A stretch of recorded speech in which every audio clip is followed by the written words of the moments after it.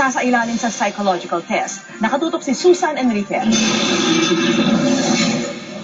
Marami ang naging buzz sa video na ito na naging viral na sa mga social networking site kung saan nakikita ang isang babae habang sinasaktan ng isang batang naliligo sa isang drum.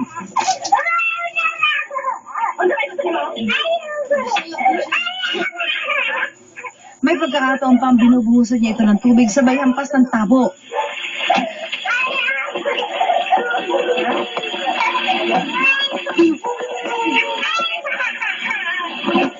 Sa isinagawang investigasyon ng Department of Social Welfare and Development o DSWD, napag-alamang nangyari ang insidente sa Escalante City, Negros Occidental.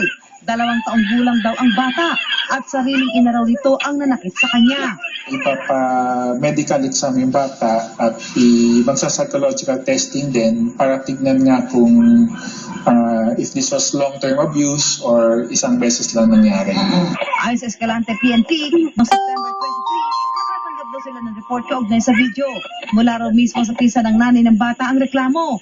Hindi naman daw madalas saktan ng bata pero naawa sila sa nangyari sa bata. Ang ano lang talaga ng pinsan niya, para lang daw mawarningan yung pinsan niya.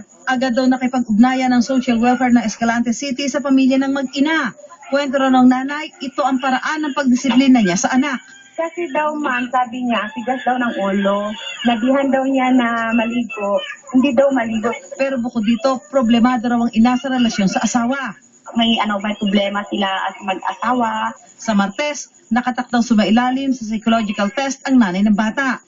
Saka raw magpapasya ang local social welfare kung ano ang makakabuti para sa bata. Susan Enriquez, nakatutok, 24 oras.